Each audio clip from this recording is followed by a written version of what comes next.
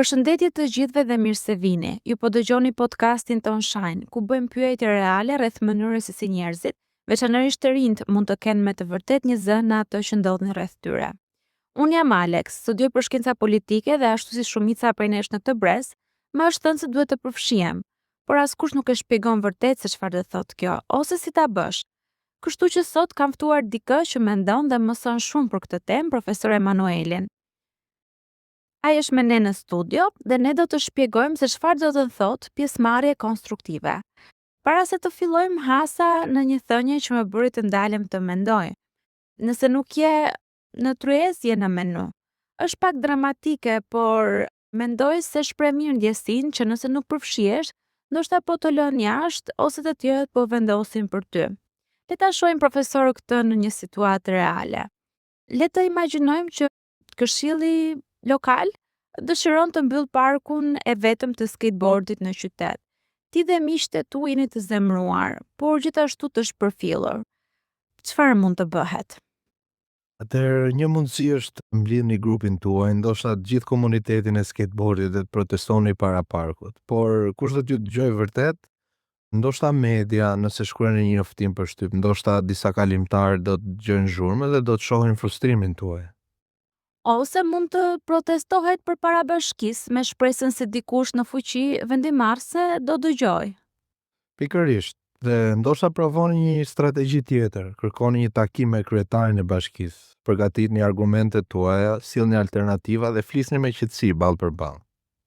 Atëherë, cila nga këto funksionon me të vërtet? A mjafton të bërtasësh më fort apo të jesh i sjellshëm? Të çon kjo përpara? Si mund ta dish nëse zëri yt vërtet ka ndonjë rëndësi?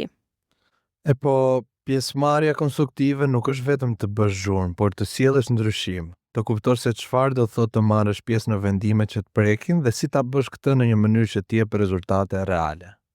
Pra, çfarë është pjesëmarrja konstruktive dhe pse ka rëndësi në një demokraci? Nuk është thjesht të jesh prezent në një takim ose të japësh votën gjatë zgjedhjeve. Ka të bëjë me përfshirjen aktive në vendimet që të prekin dhe ta bësh këtë në një mënyrë që synon të krijosh diçka më të mirë, jo vetëm të ndalosh diçka më të keqe. Do të thotë të kuptosh si merren vendimet, kush i merr ato, dhe të gjesh mënyrën për të sjellë zërin tënd në këtë proces me qëllim që jo vetëm për t'i kundërshtuar, por edhe për t'i dhënë një formë tjetër. Dhe kjo shkon më thellë se sa politika, apo jo? Absolutisht, demokracia nuk janë vetëm zgjedhjet çdo 4 vjet. Ka të bëjë me atë që ndodh midis zgjedhjeve. Pra, kush dëgjohet, cilat probleme shihen, cilat ide formsojnë të ardhmen. Mund të na japësh pak kontekst historik? Patjetër, nëse shohim historinë, pjesëmarrja nuk ka qenë kurrë e garantuar. Luftoi për të. Në Athinën e Lashtë kishim modelin e parë të përfshirjes së drejt për drejt të qytetarëve, dhe pse përjashtonte gratë, kthevëri dhe të huaj. Pastaj erdhi revolucioni francez, kur njerëzit ngritën zëri kundër sundimit të monarkik, duke kërkuar liri, barazi dhe një rol në jetën politike. Shkojmë më vonë te lëvizja për të drejtat civile në SBA, ku afroamerikanët, studentët dhe punëtorët kërkuan vendin e tyre në formësimin e shoqërisë. Dhe sot, lëvizjet rinore në mbar botën kërkojnë pjesëmarrje nga grevat për klimën deri te reformat arsimore. Kjo ngrej një pyetje të rëndësishme. Si mund të marrin pjesë njerëzit e zakonshëm në vendimarrje, kur sistemet moderne janë kaq komplekse edhe sfiduese? Një përgjigje është se duhet krijojmë hapësira të reja të hapura për pjesëmarrje, jo vetëm zgjedhje ose seanca diçimore, por gjëra si asamblet qytetare, mini publik, buxhetime pjesëmarrje dhe platforma online për diskutim. Pjesëmarrja duhet strukturohet brenda sistemit dhe jo të lihet tek privilegji. Qeveritë duhet ta ndajnë pushtetin dhe njerëzit, veçanërisht të rinjt, kanë nevojë për mjetet, njohuritë dhe guximin për t'u angazhuar. Para se të shpjegojmë më shumë këto praktika të pjesëmarrjes, më parë përmendet se duhet të kuptojmë si merren vendimet. Si duket kjo? Si ndodh ky proces? Filloni me 3 pyetje. Kush e mban pushtetin? Cilat janë rregullat e lojës? Dhe ku mund ta ngrini zërin dhe të ketë vërtet rëndësi. Këto nuk janë abstrakte, janë fillimi i strategjisë. Dhe çfarë mjetesh mund të na ndihmojnë ta kuptojmë këtë gjë?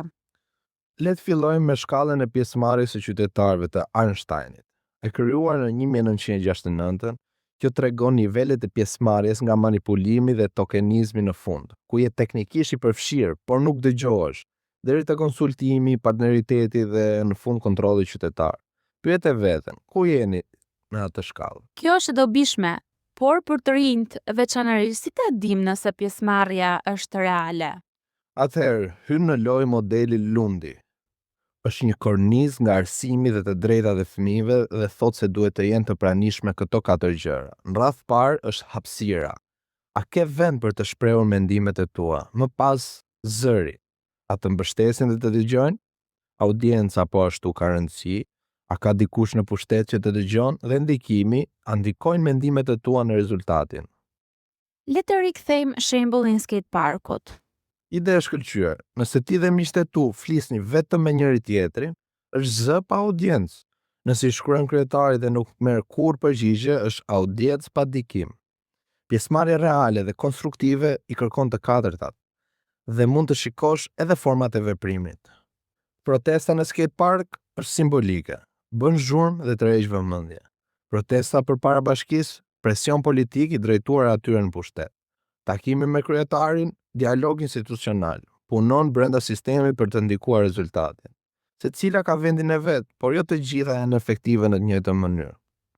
Pra, pjesëmarrja është një aftësi dhe është diçka që ne mund ta praktikojmë. Pikërisht, njerëzit nuk bëhen qytetar aktiv me magji, ata mësojnë duke vepruar. Shkollat, këshillet rinore, madje edhe vendet e punës duhet të jenë ambiente trajnuese për demokracinë. Filloni aty ku jeni, organizoni një mbledhje shkolle, propozoni një ndryshim në klubin tuaj rinor, udhëhiqni një projekt komunitar. Ke ndonjë ide praktike se si mund të përfshihen të rinjt? Patjetër, mund filloni duke u bashkuar me një këshill studentor ose një grup këshillues rinor, ose të krijoni një nëse nuk ekziston. Kjo është një mënyrë direkte për të bërë zërin tënd të dëgjohet dhe për të mësuar si merren vendimet. Një tjetër opsion është të merrni pjesë në konsultime publike. Mund të tingëllojnë të mërzitshme, por aty grumbullohet inputi real dhe thjesht të paraqitesh të dallon. Mund të provosh dhe buxhetime pjesëmarrje. Në disa qytete dhe shkolla, të rinj ndihmojnë të vendosin se si do të shpenzohet një pjesë e buxhetit dhe është një mënyrë praktike për të ndjerë demokracinë kur lidhet me para. Mjetet digjitale janë një rrugë tjetër, aplikacione dhe platforma ku mund të dorëzosh ide, të votosh propozime ose të marrësh pjesë në diskutime publike online. Është veçanërisht e dobishme nëse je në një qytet vogël ose nuk mund të marrësh pjesë gjithmonë fizikisht dhe mos e vlerëso kurrë fuqinë e aleancave. Lidhu me mësues, punojës rinor, gazetar, OJQ, njerëz që mund të mbështesin kauzën tënde, të fuqizojnë zërin tënd ose të ndihmojnë të navigosh sistemin. Cila do metodë zgjedhësh, mbaje mend, bëhet fjalë për kombinimin e energjisë me strategjinë. Por nuk është gjithmonë e lehtë. Çfarë pengesash hasin zakonisht njerëzit? Shumë. Së pari, të merret seriozisht. Të rinj shpesh tokenizohen. Përgjigja, sill fakte, bëj pyetje të mira dhe gjej aleat. Pastaj është problemi i sistemeve komplekse. Burokracitë mund të jenë vështira për të kuptuar dhe ndonjëherë qëllimisht. Bëu hartues, studio sistemin dhe ndihmon tjerë ta kuptojnë. Dhe nëse dikush përpiqet shumë, por asgjë nuk ndryshon, a mund të bëjë që njerëzit të dorëzohen? Absolutisht, por ndryshimi merr kohë. Punoni me një ekip, gëzoni edhe për fitoret e vogla, merrni hap pas hap kur duhet. Kjo është gjithashtu ajo që ka shkruar studiuesi politik James Sloan. Shumë të rinj ndihen të shkëputur ose të zhgënjyer politikisht, veçanërisht kur nuk shohin rezultate ose kur pjesëmarrja e tyre duket si performancë. Kërkimi i tij na kujton që zëri i të rinjve është i fuqishëm, por duhet hapësira reale për ndikimin që të mbetet i gjallë. Duket se njerëzit ndonjëherë mund të ndjehen nervoz ose të pasigurt për të folur. Por çfarë ndodh nëse thonë edhe diçka të gabuar? Tu flasim për frikën e brendshme. Është krejt normale. Çdo kush dyshon në vetveten ndonjëherë dhe në fakt tu fillon pjesëmarrja. Jo me të ditur të gjitha përgjigjet, por me guximin për të bërë pyetje dhe për të paraqitur. Mendoni përsëri për shembullin e skate parkut. Disa mund të ndihen të pasigurt për të takuar kryetarin, por çdo hap që merr, edhe thjesht duke shkruar mesazhin e parë ose duke folur një herë, është si të ngjitesh në shkallën e Einsteinit. Kalon nga heshtja te zëri dhe nga zëri te ndikimi. Vetbesimi rritet me veprim, jo përpara tij. Po nëse ata që janë në pushtet nuk duan të dëgjojnë, si bëhet nëse ata mbajnë gjithë pushtetin dhe nuk përfshin të tjerët? Disa sisteme nuk duhen ta ndajnë pushtetin. Por, edhe të bësh pyetje është politik. Kur institucionet janë të errta ose rezistente, thjesht paraqitesh se të vesh në pabarazin mund të jetë një formë rezistence. Sfidon supozimin që pushteti duhet të mbetet i fshehur ose i paprekshëm. Mendoni përsëri për shkallën e Einstein. Edhe nëse je në shkallët e poshtme, sfidimi i pozitës të ënde ushtron presion mbi sistemin për ndryshuar. Si thot filozofja politike Iris Marianiangu, përfshirja nuk është vetëm të jesh në troezi, më shumë fakti që përvoja që ke jetuar të ketë peshë në formësimin e parimeve. Pjesëmarrja reale synon të ketë ndryshim nga dukshmëria te ndikimi. Dhe nëse nuk të jepet një vend në tryezë? Ndërto vetë një dhe fto të tjerët brenda. Mirë, kemi folur shumë për pjesëmarrjen, por si është ajo në nivel europian? Ka mënyra reale që të rinjtë të përfshihen përtej qytetit ose shkollës së tyre?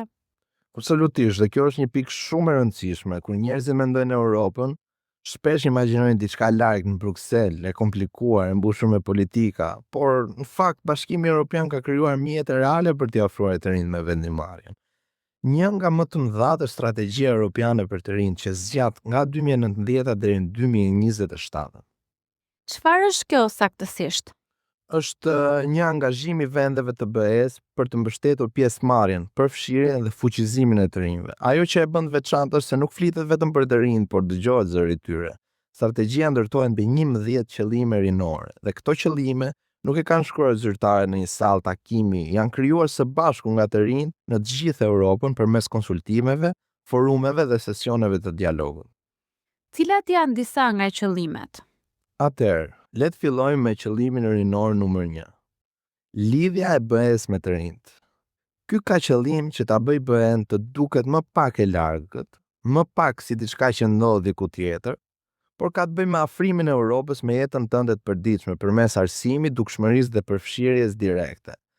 Pastaj flasim për qëllimin numër 4, është informimi dhe dialogu konstruktiv, i cili tregon se sa e lehtë është sot mbi ngarkohemi me informacion ose të mashtrohemi nga dezinformimi. Qëllimi është të sigurohet që të rinjtë të kenë qasje në informacione të qarta dhe të besueshme dhe të mund të flasin në vendimarrësit, jo thjesht të marrin njoftime për shtyp. Qëllimi numër 9 është akoma më i rëndësishëm, që ka të bëjë me pjesëmarrjen dhe hapësirat për të gjithë. Duhet të jetë i madh. Kërkon hapësira reale, fizike dhe digjitale, ku të gjithë të rinjtë, pavarësisht prej ardhjes, mund të marrin pjesë në mënyrë kuptimplote. Pra, jo vetëm një vend ndrues, por një zë që dëgjohet. Kjo tingëllon e fuqishme, por si shkon nga ideja te pjesëmarrja reale? Këtu hyn portali Europian i të rinjve. Është si pika juaj e hyrjes në programe rinore të BE-s. Mund gjeni mundësi për të mësuar, udhëtuar, bërë vullnetarizëm dhe më rëndësishmja për të ndikuar në politika. Për shembull, ekziston trupa europiane e solidaritetit ku mund të bësh vullnetarizëm ose të punosh në projekte që ndihmojnë komunitete në gjithë Europën. Dhe ka dialog rinor të BE-s, procese të strukturuara ku të rinjtë që si ju takohen me politikbërësit dhe japin input që mund të formësoj prioritetet kombëtare dhe europiane. Pra nuk është vetëm teorike. As pak, për shembull në një cikël të fundit të dialogut rinor të BE-s, tema ishte rinia dhe demokracia. Mirat të rinj nga gjithë Europa dhanë ide, ndanë shqetësime dhe propozuan sugjerime. Këto ide më pas u prezantuan te ministrat e vendeve të BE-s dhe disa madje u integruan në përfundimet zyrtare të Këshillit. Kjo është pjesëmarrje që lë gjurmë. Kjo është pjesëmarrja konstruktive kur sistemet krijojnë kanale reale dhe kur të rinjtë angazhohen me qëllim. Por si mund të përfshihet dikush që po na dëgjon tani? Filloni duke eksploruar europa.eu/youth. Ky është qendra juaj. Do të gjeni lajme, thirrje për pjesëmarrës grante, mundësi udhtimi dhe platforma për të ngritur zërin tuaj. Nëse jeni të përfshirë në një grup rinor ose OJQ lokale, shikoni nëse janë të lidhur me programet e BE-s, dhe nëse nuk janë, ndoshta ju mund të jeni ai që e krijon lidhjen. Gjithashtu, ndiqni Këshillin Kombëtar Rinor. Në shumë vende ata organizojnë konsultime dhe përfaqësojnë zërin e të rinjve në nivel europian. Dhe mos nënvlerësoni fuqinë e hapave të vegjël. Përgjigjuni një konsultimi, bashkoni në një dialog lokal ose merrni pjesë në një shkëmbim rinor që mund të hap dyer që nuk i dinit fare. Pra në thelb Europa nuk është aq larg sa duket. Pikërisht, pjesëmarrja nuk ndalet në qytetin ose shkollën tënde, mund të rritet, lidhet dhe të arrijë në nivel europian, ku zëri yt mund të ndihmojë formësimin e të ardhmes së një kontinenti të tërë. Faleminderit profesor, po largohem nga kjo bisedë me shumë pyetje, por edhe me shumë përgjigje. Faleminderit.